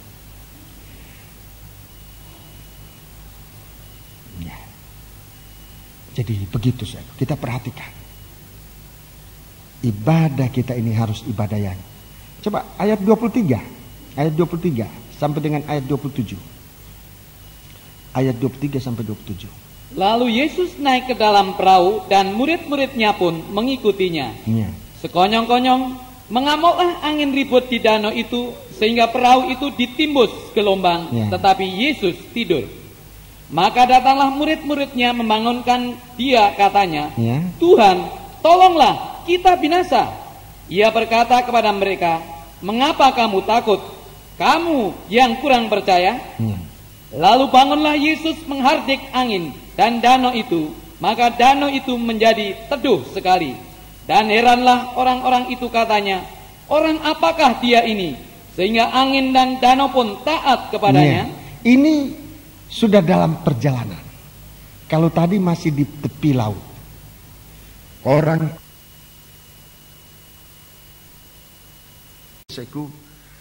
sudah dalam perahu, sudah berlayar, sudah dalam kegiatan. Ini yang akan saya jelaskan. Sudah dalam kegiatan. Sudah jadi orang Kristen, sudah jadi pendeta, sudah jadi anggota sangkor, sudah menjadi pemain musik, sudah menjadi, semua kita sudah menjadi sebagai apa yang Tuhan pilihkan bagi kita. Tetapi dalam pelayaran ini, saudaraku, gelombang begitu besar. Tadi dalam surat Efesus itu, saudaraku, surat Efesus itu, dalam pembangunan tubuh Kristus, kita harus didewasakan sampai kita mengenal Dia yang sesungguhnya. Sampai kita berhasil dalam pengenalan kita kepada Dia. Saudara-saudara, di sini murid-murid tidak tumbuh dalam pengenalan kepada Kristus. Mereka, orang apakah Dia ini sehingga angin dan danau pun taat kepadanya? Murid-murid belum kenal Yesus dalam keadaan yang sebenarnya.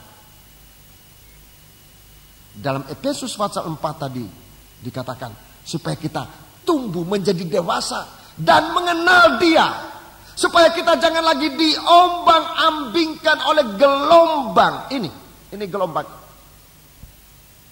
Dalam pelayaran kita kepada mengikut Tuhan itu, gelombang ini bisa menjadi besar. Godaan-godaan, tantangan-tantangan bisa membesar. Saya membuat kita bisa terseret. Dan Rasul Paulus dalam surat Efesus mengatakan, gelombang-gelombang itu adalah tipu dayanya manusia untuk menyesatkan, untuk menenggelamkan iman kita. Saudara-saudara, dibanding dengan besarnya laut, dengan besarnya gelombang, sebuah perahu itu bukan apa-apa. Kita berada sedang berlayar di tengah-tengah dunia yang luas ini. Dibanding dengan luasnya dunia ini, gereja Tuhan itu bukan apa-apa. Selalu berada di bagian-bagian yang dibilang masuk bilangan yang kecil. Sebagai perahu di tengah-tengah lautan. Ibadah kita bagaimana? Kalau ibadah kita tidak dibangun kepada pengenalan akan Kristus. Kitab Wahyu itu, kitab yang membangun kita untuk mengalami bahagia bersama Dia. Mengapa kitab Wahyu tidak boleh dibukakan? Itu suatu hal yang salah sekali. Saudaraku, kalau kitab Wahyu ini ditutup sedang kitab Wahyu ini bicara tentang pembukaan. Coba bayangkan, kalau gereja Tuhan dalam ibadahnya hanya ibadah kebiasaan dari tahun ke tahun, dari tahun ke tahun, kita tidak sampai kepada pengenalan kita kepada Kristus sebagai kepala. Kita mungkin sudah mengenal Dia sebagai juru selamat. Mungkin sudah mengenal Dia sebagai apa saja. Pendeta Toteis barusan ini dia katakan, saya ada satu saudara dia katakan, itu saudara yang satu itu dia belum mengenal Yesus sebagai tabib yang bisa menyembuhkan. Dia takut sekali kalau sakit dia takut sekali mau mati. Itu saudara itu. Om Toteis dia bilang, oleh karena dia belum kenal Yesus sebagai tabib. Yang lain banyak yang lain.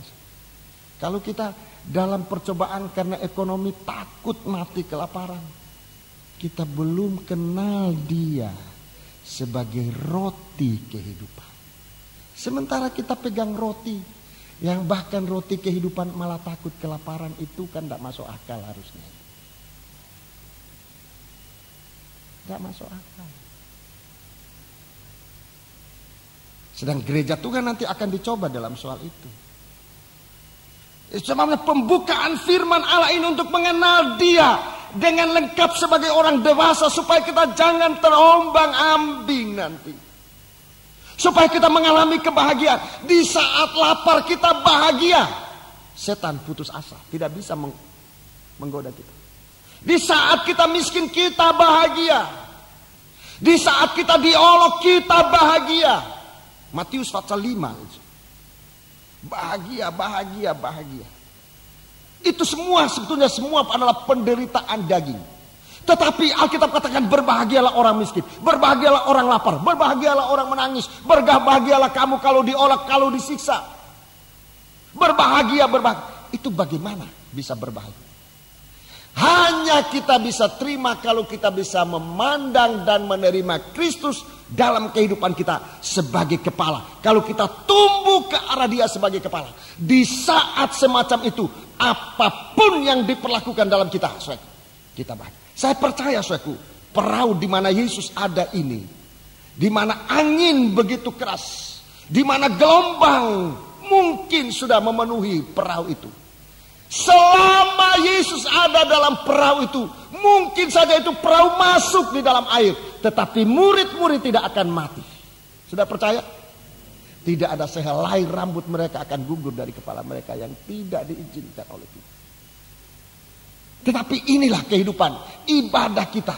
Ibadah yang tidak bisa membangunkan Yesus. Ibadah secara kebiasaan tidak bisa membangkitkan hati Tuhan untuk mengasihi kita. Seringkali Tuhan mengatakan, hatiku kasihan, hatiku tergairah untuk orang-orang banyak. Hatinya Tuhan tergairah bangkit untuk mengasihi orang-orang yang lapar. Waktu Dia menghadapi 4.000 orang. 4.000 orang yang ikut dalam kebaktian. 3 hari lamanya mereka berbakti. Tidak makan, tidak minum. Saya belum pernah mengalami ibadah semacam itu. 3 hari 3 malam. Tidak makan, tidak minum. Ikut. Tapi Tuhan katakan setelah 3 hari, hatiku jatuh kasihan terhadap orang-orang. Itu ibadah yang sungguh-sungguh. Tetapi murid di sini membuat Yesus malah tidur.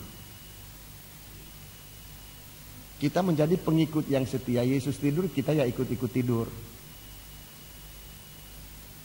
Di gereja bukan Yesus yang tidur, kita yang tidur. Ibadah semacam ini tidak mampu mengatasi masalah. Ibadah tidur itu tidak mampu mengatasi. Jangankan masalah, saudaraku. Jangankan masalah. Belum menjadi masalah kita sudah tersandung.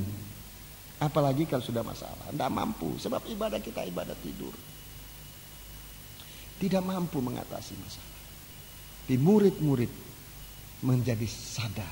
Waktu gelombang itu datang, mereka kemudian disadarkan untuk tumbuh, untuk pergi ke arah Dia, Kristus yang ada dalam perahu itu. Dia dibangunkan.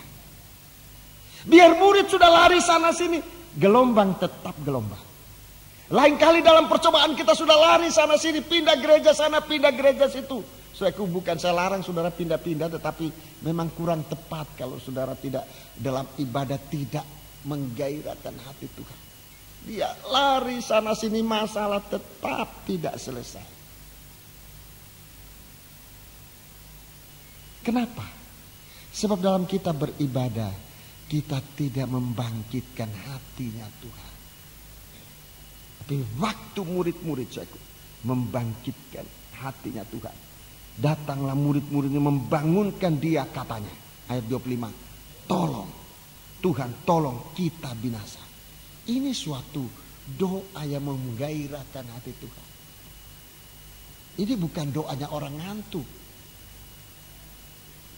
Ini bukan ibadahnya orang ngantuk.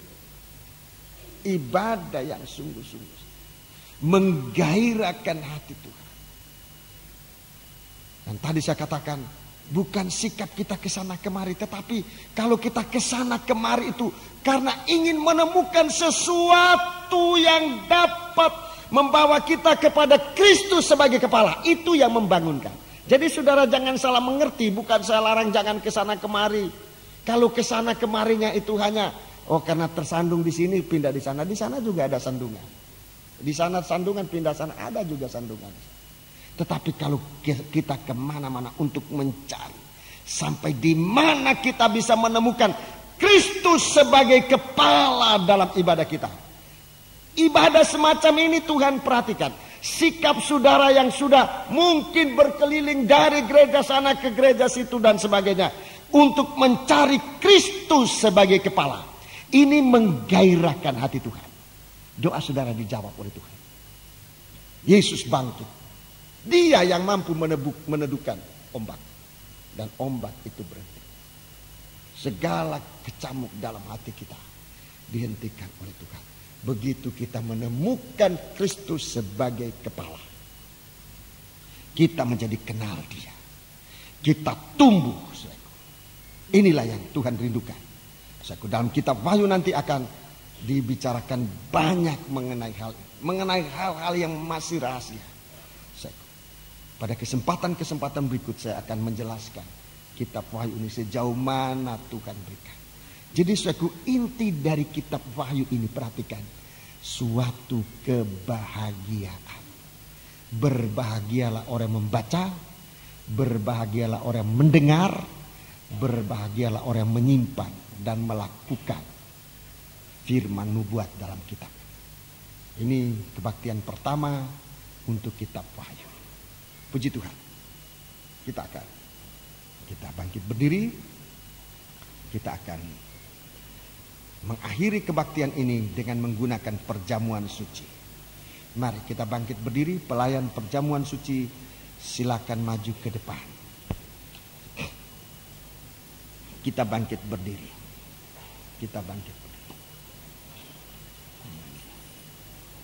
Pelayan perjamuan suci tampil ke depan.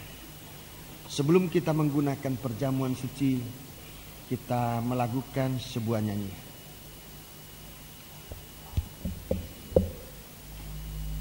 Betapa oh Tuhan firman-Mu agung. Nomor berapa itu?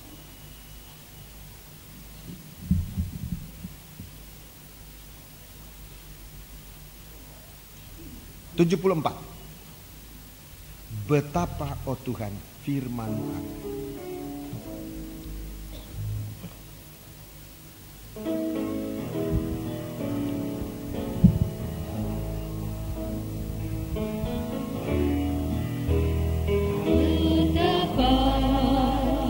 Oh Tuhan, firman-Mu agung, memancarkan kehidupan manusia.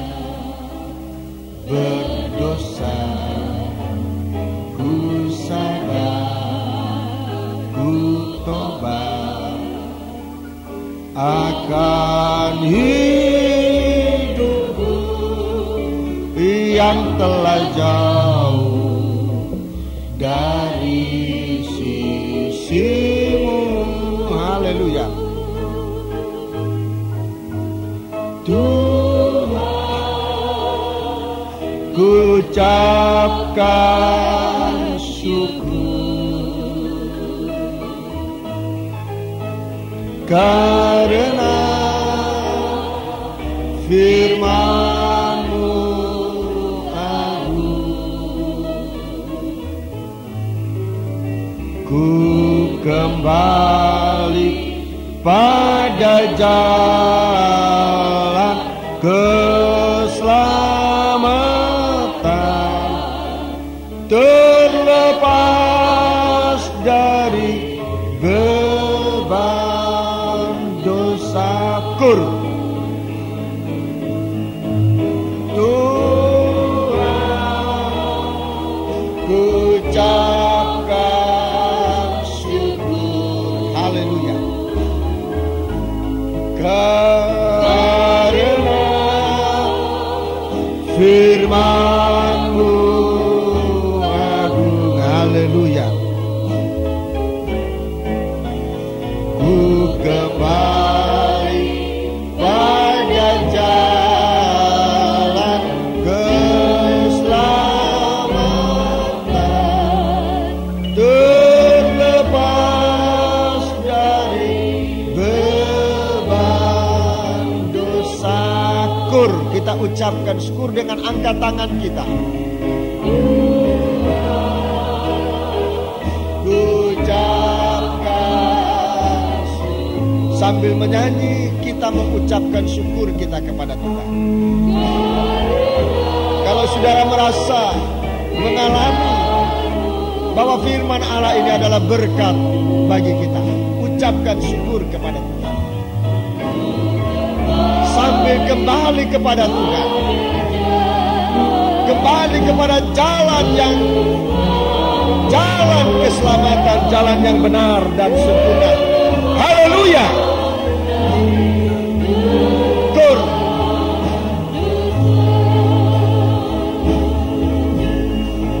Tuhan,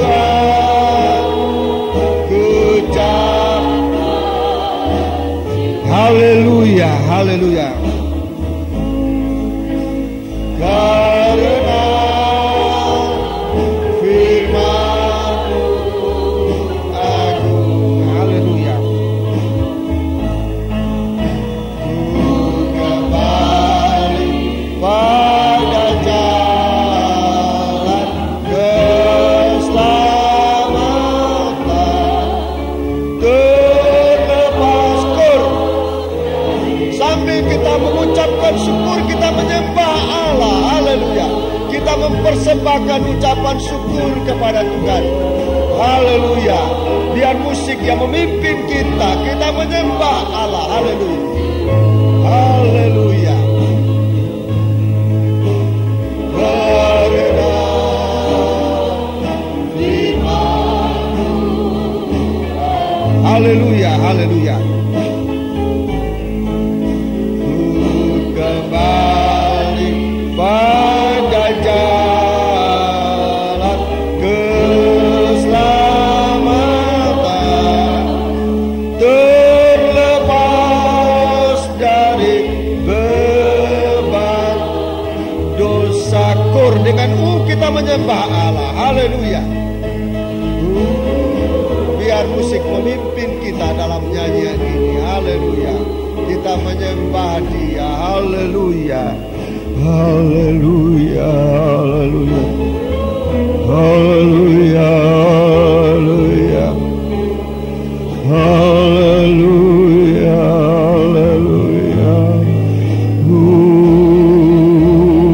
Haleluya. Haleluya. Haleluya. Haleluya. Haleluya.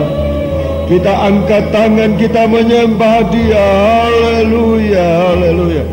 Haleluya, haleluya. Haleluya, haleluya.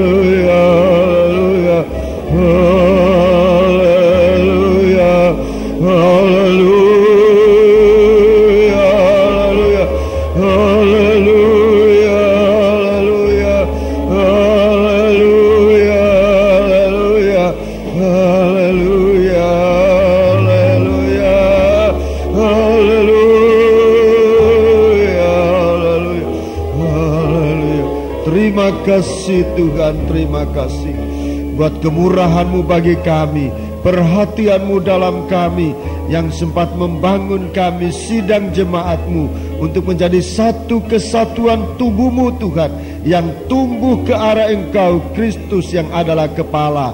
Dari tempat itu kami akan tumbuh di dalam bagian masing-masing dalam kasih-Mu Tuhan. Demikian doa kami bersyukur, kami berterima kasih buat kebaikan-Mu bagi kami sekalian. Turunkan tangan. Bapa, sekarang kami menyediakan diri untuk menerima tubuh dan darah-Mu. Kami mengakui dan menyadari dalam kami banyak kesalahan, banyak kekurangan kami, membuat kami jauh dan tidak layak untuk menerima berkat-Mu. Tetapi setelah firman-Mu disampaikan bagi kami mengaku segala kekurangan, segala salah perbuatan kami, perkataan kami, solat tingkah laku kami. Tuhan, ampuni kami sekalian sekarang Tuhan. Layakan kami menerima berkat dari perjamuan suci ini yang akan kami terima, dan berkati perhimpunan kami Tuhan, di dalam nama Allah Bapa, Sang Putra dan Roh Kudus, Tuhan Yesus Kristus. Haleluya. Amin.